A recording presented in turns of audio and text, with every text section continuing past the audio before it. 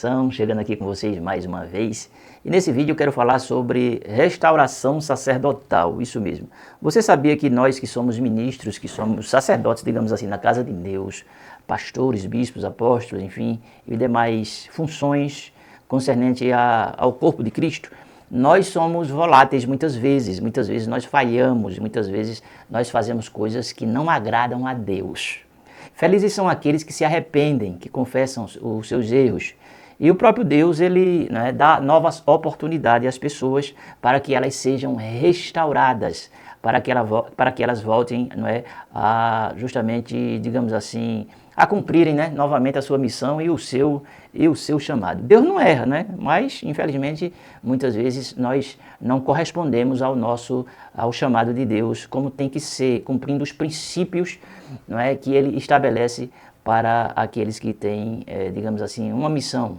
Digamos assim, Saul, ele foi chamado, mas infelizmente ele se perdeu no caminho. Davi, ele foi chamado e ele conseguiu, no caso, foi um homem falho, sim, mas ele se arrependeu, E muitas outras pessoas na Bíblia. A gente vai analisar aqui o capítulo 44 de Ezequiel, que fala da decadência espiritual, claro, dos sacerdotes, dos levitas, enfim, aquela coisa toda, tá? Aqui quem vos fala é o pastor Marcos Magalhães, seja muito bem-vindo, claro, ao meu canal. Eu queria pedir, pessoal, para vocês assinar o canal, pode ser assinar o canal e também ativar as notificações. Vamos para a palavra.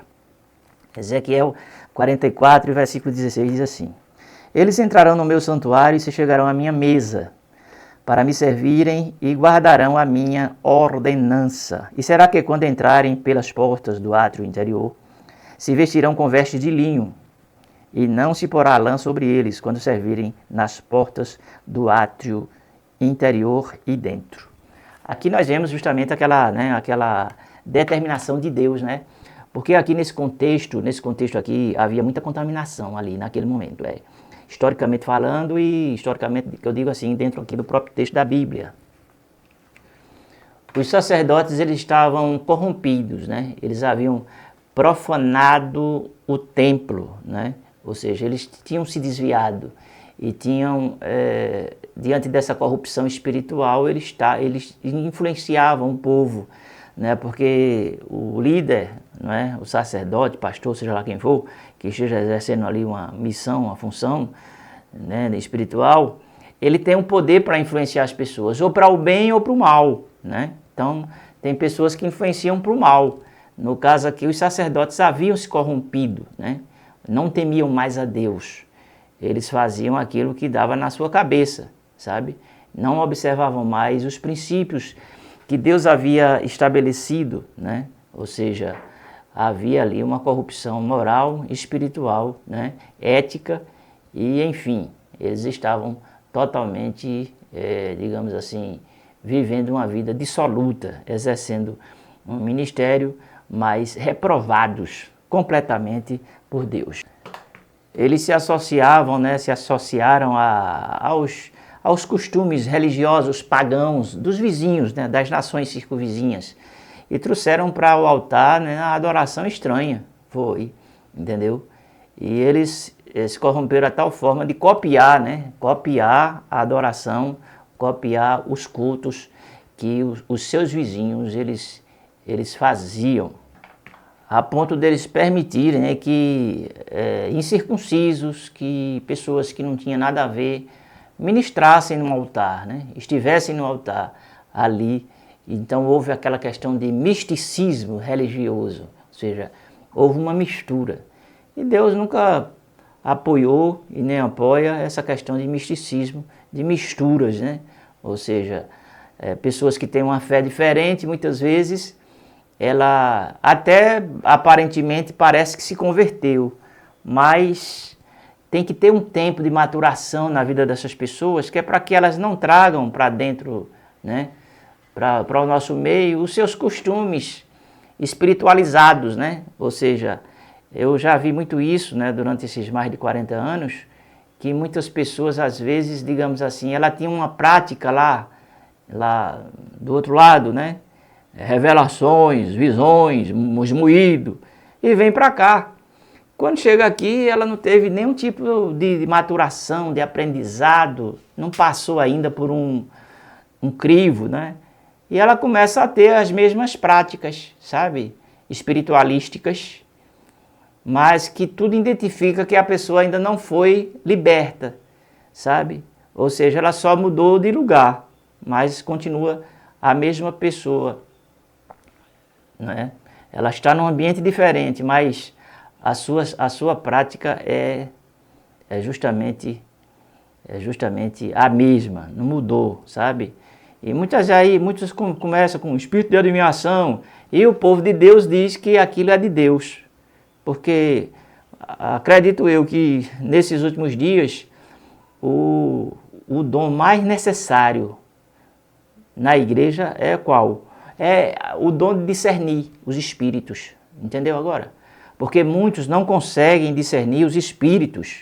Ali está o erro, ali está o iníquo, ali está a operação do mal.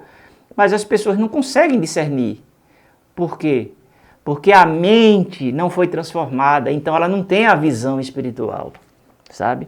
Então, muitos estão vendo que está errado, mas muitos estão vendo, não estão conseguindo discernir que está errado. Para ela tudo está certo, principalmente no corpo de Cristo, entendeu? E Deus repreende ali os sacerdotes e diz, ó, pessoal, não é assim não. Esse misticismo, essa mistura, essa contaminação, essa mudança da liturgia no culto, está errado isso aí. Essa cópia que vocês estão fazendo está errado. Entende? O brasileiro é muito de copiar, né? Ele copia muito as coisas.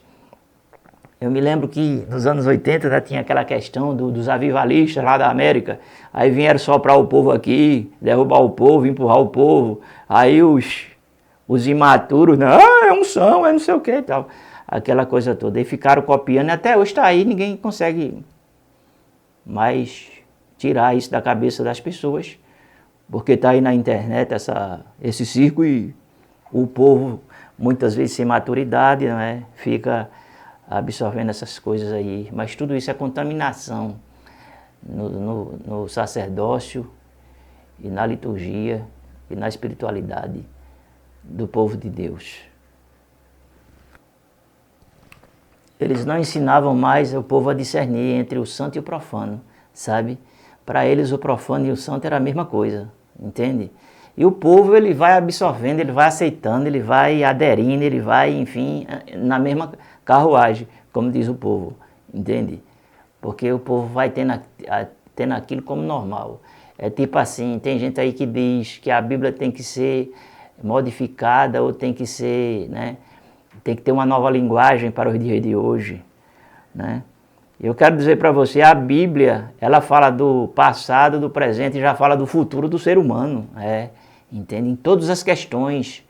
O pecado foi pecado, é pecado e continua sendo pecado, o erro continua sendo erro e vai ser sempre, porque Deus estabeleceu a sua palavra para o homem se corrigir por ela. O homem quer modernizar a palavra de Deus, mas é perda de tempo, entendeu? Não vai conseguir chegar lá não. Ezequiel 22, 26 diz assim, os seus sacerdotes violaram a minha lei e profanaram as minhas coisas santas, não fizeram diferença entre o santo e o profano. É as pessoas que, entendeu agora o que eu estou querendo? Falharam em ensinar a lei ao povo, falharam em ensinar santidade, falharam em representar o próprio Deus, se aliaram a reis infiéis, trocaram a verdade pela conveniência política, não se arrependeram nem diante das advertências dos profetas, eles permaneceram com um coração endurecido. As consequências desses comportamentos sacerdotais foi perda da presença de Deus, entende? A presença de Deus, a pessoa pode até não perder aquele cargo, aquela função, aquela liderança, coisa assim desse tipo, né? Tem aí lideranças centenárias que perderam a unção, perderam todo tipo que você possa imaginar de qualificação ministerial. Eles perderam, no entanto, né? Só vão sair dali quando morrer, sabe? Mas o que acontece? A unção não se manifesta mais através dessas pessoas, sabe? Elas berram, elas gritam, elas, enfim, aquela coisa toda. Elas só não choram, porque choro é um sentimento da manifestação do espiritual, sabe? Mas gritar, todo mundo grita, todo mundo berra. Mas, sabe, a unção mesmo já foi. É aquela palavra que diz assim lá em 1 Samuel, e acabou, foi-se a glória de Deus. Acabou-se, não tem mais, é só é só, entendeu? Zoada, batuque, não tem significado. Entende o que estou querendo dizer? Mas em meio a tanta desconexão com Deus, idolatria, em meio a tanta corrupção, em meio a tanta impureza, falta de temor, né? Naquela geração, Deus levantou, não é, pessoas fiéis, que foi justamente a linhagem de Zadok, os filhos de Zadok, que eles eram sacerdotes, levitas, eles não se contaminaram, eles permaneceram fiéis a Deus. Os outros que se contaminaram, Deus os afastou, e os que permaneceram fiéis, Deus os honrou, trazendo a eles, claro, né, a primazia, ou seja, permaneceu o direito deles entrarem no santuário, deles ministrarem diante do santuário, deles levarem o ensino ao povo de Deus, porque eles se preservaram, eles não se contaminaram naquela geração, sabe? Muitas pessoas, elas ficam olhando para a vida do outro, né, e copiando o outro. Você tem que ver o fruto que o outro está produzindo, a transformação que ele está produzindo naquela geração, sabe? Qual a transformação que ele está produzindo? Muitos se levantam como profetas, mas não tem fruto, não tem uma sombra, né? Não tem, enfim, um firmamento, não tem uma estrutura espiritual, sabe? Então é muito importante a gente se ater para essas coisas. Pedir a Deus esse, digamos assim, o maior dom que existe hoje, eu acho, né? Tem muitos dons, mas eu acho que está faltando discernir, porque as pessoas votam errado, porque perderam a capacidade de discernir, porque as pessoas se corrompem, né? Tem o mal como o bem, porque infelizmente não tem mais, não discerne, não consegue discernir, porque as pessoas hoje transgridem as leis de Deus, pecam. Deus é amor, Deus é amor, Deus é amor. Mas também eu quero dizer uma coisa para você, vá em paz e não peques mais. Vou ficando por aqui. Beijo no coração de vocês. E a gente se vê.